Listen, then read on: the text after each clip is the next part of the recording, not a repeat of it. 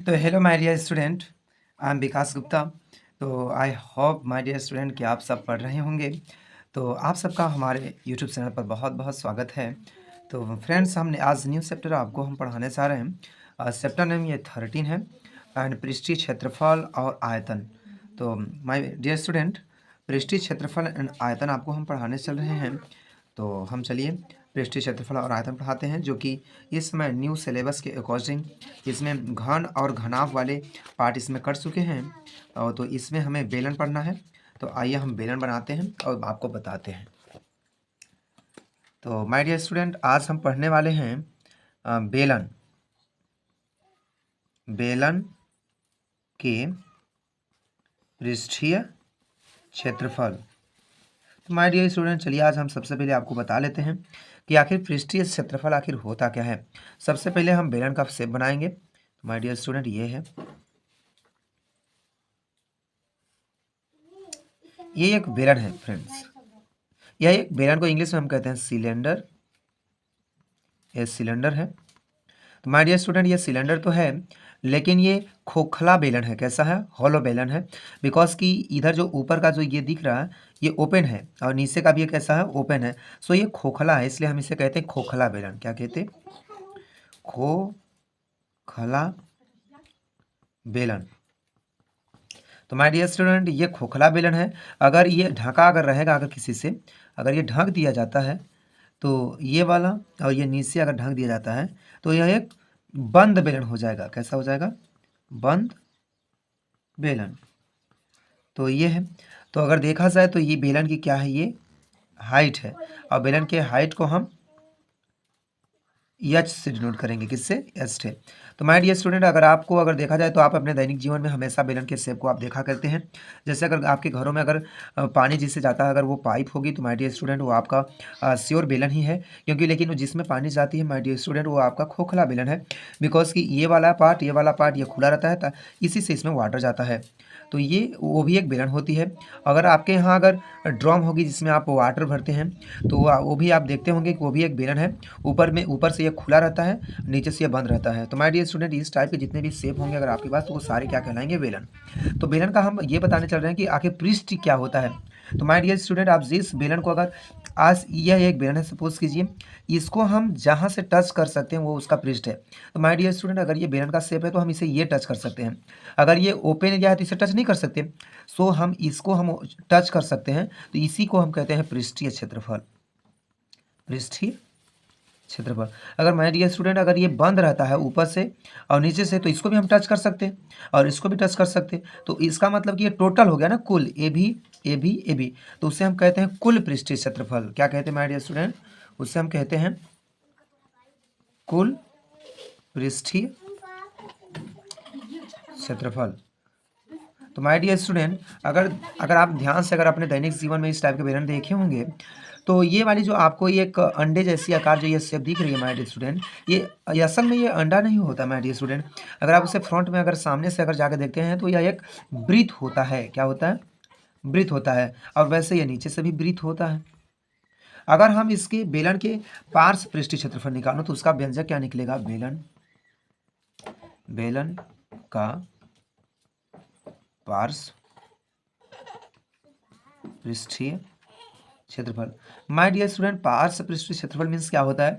अगर ये खोखला बेलन है तो इसे हम टच कर सकते हैं, इस एरिया को। तो इसी एरिया को हम कहते हैं पार्श्व पृष्ठीय क्षेत्रफल। माय डियर स्टूडेंट, अगर ये ब्रीथ है तो बीच में इसकी सेंटर होगी। सो यहाँ से लेकर यहाँ तक इसकी त्रिज्या होगी आर होगी। अगर हम बेलन के पार्श्व पृष्ठीय क्षेत्रफल का अगर फार्मूला निकालते हैं तो माय डियर स्टूडेंट, उसका फार्मूला होता है 2πr/h होता है।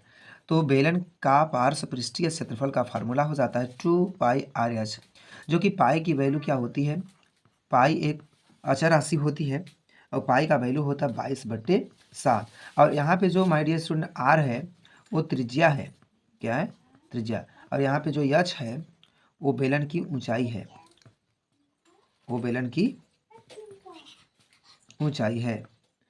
और ये टू से मल्टीप्लाई किया गया माय डियर स्टूडेंट।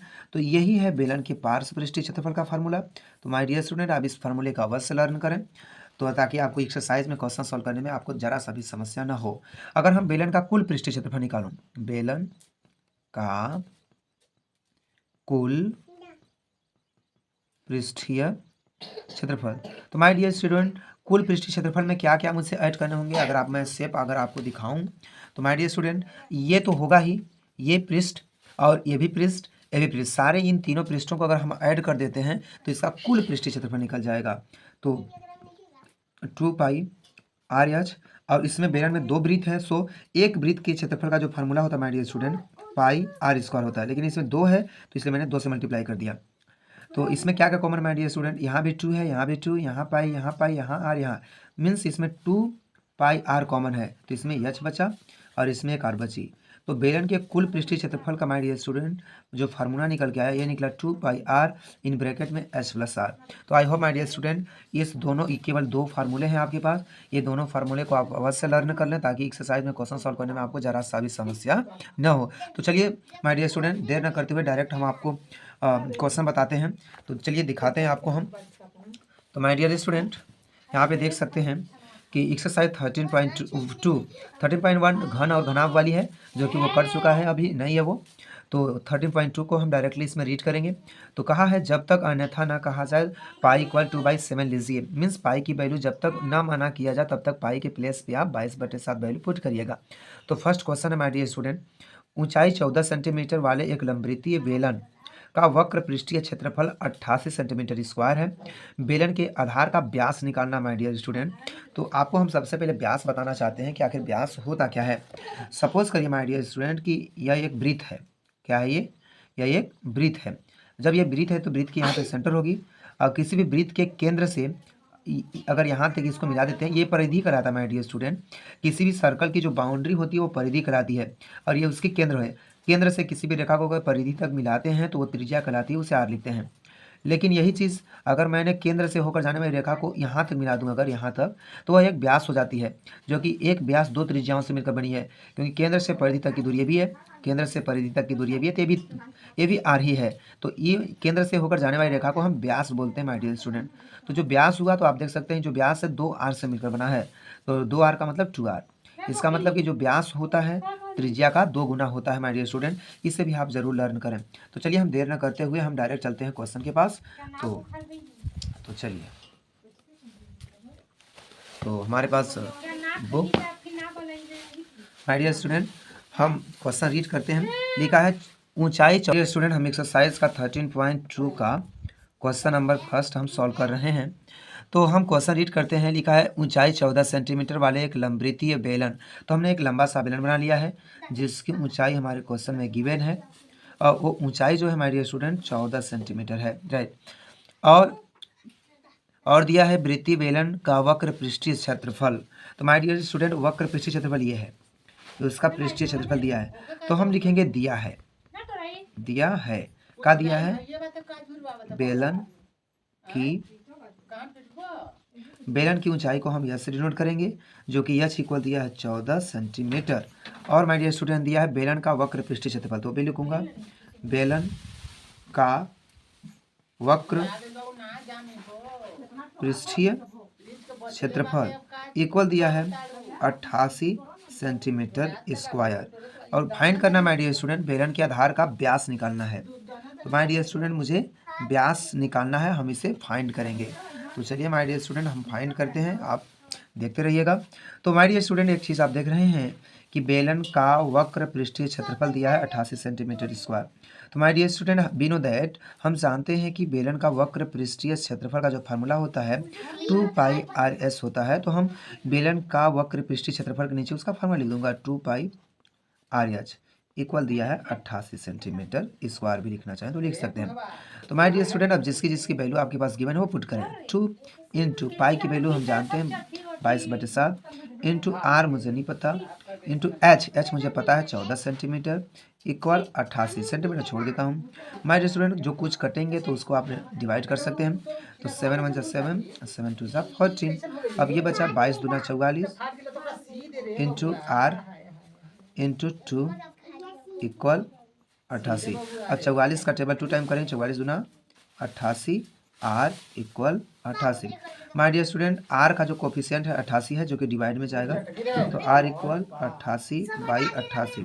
88 को 88 को हम 1 टाइम में काट देंगे तो आर की जो वैल्यू आई 1 सेंटीमीटर आ गई। मीन्स वृत्तीय बेलन की जो है त्रिज्या 1 सेंटीमीटर आ गई। लेकिन माय डियर स्टूडेंट मुझे व्यास फाइंड करना है। क्या फाइंड करना है? व्यास। तो व्यास जो होता है दो त्रिज्याओं से मिलकर बना होता है। तो हम लिखेंगे 2 इंटू आर, आर का मान 1, तो 2 बन जाए 2 सेंटीमीटर। मीन्स व्यास भी कितना आ जाएगा माय डियर स्टूडेंट? 2 सेंटीमीटर, जो कि हमारा यही है फाइनल आंसर। तो I hope my dear student कि आपको समझ में आ रहा होगा। चलिए हम क्वेश्चन नंबर 2 के पास चलते हैं।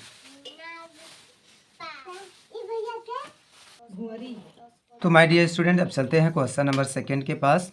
लिखा है क्वेश्चन, धातु की एक चादर से, एक माय डियर स्टूडेंट एक धातु है और धातु का एक फैला हुआ चादर है। उस चादर से हम 1 मीटर ऊंचाई और 140 सेंटीमीटर व्यास के आधार वाली एक बंद बेलनाकार टंकी बनाई जानी है। इस कार्य के लिए कितने वर्ग मीटर चादर की आवश्यकता होगी? मीन्स हमें ये बताना है कि मुझे एक बंद बेलनाकार टंकी बनानी है। जो धातु की एक चादर है माय डियर स्टूडेंट, उस धातु के चादर से मुझे एक बंद बेलनाकार टंकी बनानी है। इस टंकी को बनाने के लिए कितने वर्ग मीटर चादर की ज़रूरत पड़ेगी? तो आइए हम समझाने की कोशिश करते हैं आपको। तो माय डियर स्टूडेंट, एक मान लीजिए कि हमारे पास एक धातु की एक चादर है। ये मान लेते हैं कि ये चादर ऐसे फैला हुआ है, जो कि यह एक धातु की है माय डियर स्टूडेंट, ये वाली। और इसकी जो अच्छा, ये धातु की चादर माय डियर स्टूडेंट, इसी से मुझे एक बेलन बनाना है। क्या बनाना है माय डियर स्टूडेंट? इसी से मुझे एक बेलन बनाने हैं, और एक ऐसा बेलन बनाना है जिसकी ऊंचाई कितनी हो माय डियर स्टूडेंट? उसकी ऊंचाई हो 1 मीटर हो, और उसका व्यास कितना हो? व्यास हो 140 सेंटीमीटर। तो माय डियर स्टूडेंट, जो व्यास होता है वो केंद्र से होकर जाता है यहाँ तक। तो ये पूरा यहाँ से लेकर यहाँ तक दिया है 140 सेंटीमीटर दिया है। तो इस बेलन को बनाने में कितना चादर लगेगा? माय डियर स्टूडेंट, एक चीज़ आपको ध्यान देना होगा कि ये जो बेलन बनेगा वो बंद बनेगा, खोखला नहीं बनेगा, ये पूरा बंद होगा। तो बंद होगा, मुझे बताना है कि इस बेलन को बनाने में कितने चादर लगेगी। अर्थात जो चादर लग रहा है ये बाहर वाला लग रहा है, ये पूरा। इसका मतलब कि ये बंद बेलन है, तो मुझे पूरा निकालना होगा, कुल पृष्ठीय क्षेत्रफल निकालने होंगे माय डियर स्टूडेंट। तो जो भी चादर लगेगा वो तो बाहर ही बाहर लगेगा, इसलिए उसका वक्र पृष्ठीय ही क्षेत्रफल होगा। तो हम लिखेंगे सबसे पहले दिया है बेलन की ऊंचाई, बेलन की ऊंचाई h इक्वल 1 मीटर, एंड दिया है बेलन का व्यास, व्यास दिया है 140 सेंटीमीटर। तो माय डियर स्टूडेंट, आप यहाँ देखें कि ये जो ऊंचाई है मीटर में है और ये जो व्यास है सेंटीमीटर में है। इसलिए माय डियर स्टूडेंट, हमें ये करना होगा कि इन दोनों की यूनिट क्या हो? सेम हो। या तो दोनों सेंटीमीटर में ही हो जाए या तो दोनों मीटर में ही हो जाए, इसलिए हम मीटर में इसको बनाना चाहते हैं। तो मीटर को सेंटीमीटर में कन्वर्ट करने के लिए हम 100 से मल्टीप्लाई करते हैं। तो हम जानते हैं 1 मीटर इक्वल 100 सेंटीमीटर। तो अगर 1 मीटर में 100 सेंटीमीटर होते हैं तो मीटर को सेंटीमीटर में करने के लिए 100 से मल्टीप्लाई करना होता है, लेकिन सेंटीमीटर को मीटर में करने के लिए 100 से डिवाइड करने होते हैं। तो 140/100, अब ये मीटर में कन्वर्ट हो जाएगा। 10 से 10 हम काट देंगे, बचेगा 14/10। इसको और डिवाइड करेंगे, 2 पंचे 10 और 2 सते 14, तो 7/5 मीटर निकल गया। तो माय डियर स्टूडेंट, यह एक व्यास है, लेकिन मुझे त्रिज्या की जरूरत पड़ती है। और त्रिज्या अगर हम निकालेंगे तो जो व्यास होता है त्रिज्या का 2 गुना, लेकिन जो त्रिज्या होगी व्यास की क्या होगी? आधी होगी। इसलिए हम त्रिज्या निकालेंगे। त्रिज्या r जो होता है व्यास का क्या होती है? आधी होती है।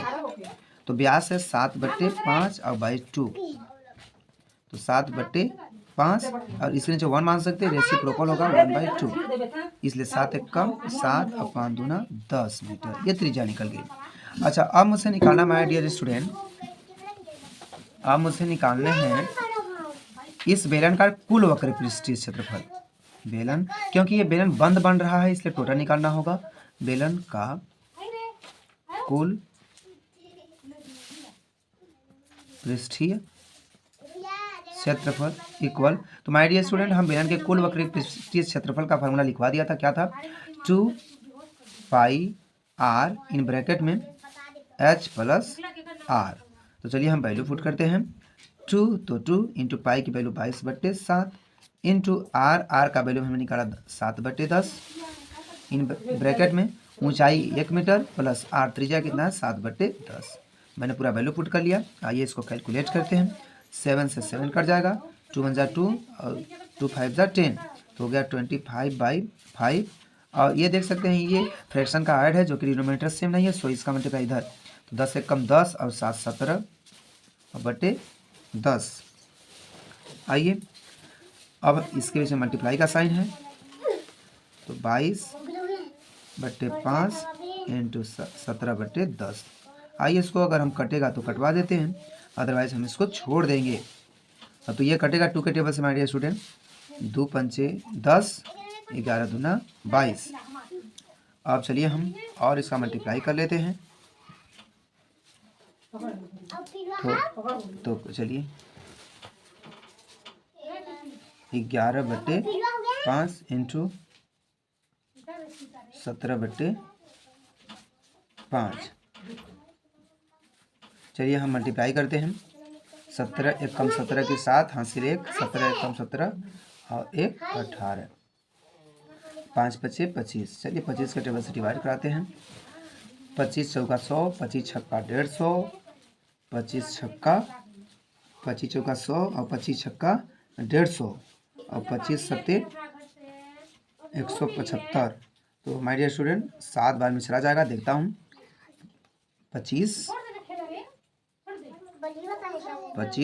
इंटू 7, 7 5 35 की 5 हासिल 3, 7 दूना 14, 14 3 17, 175। तो कितना बच जाएगा माय डियर स्टूडेंट?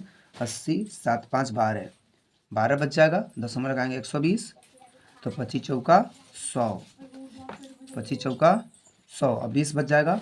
फिर दशमलव 200, 25 8 200, तो हो गया 7.48 मीटर स्क्वायर। इतने माय डियर स्टूडेंट, इतने वर्ग मीटर चादर की जरूरत होगी, 7.48 मीटर स्क्वायर क्षेत्रफल की जरूरत होगी। यही हमारा फाइनल आंसर होगा। तो I hope my dear student आपको समझ में आया होगा।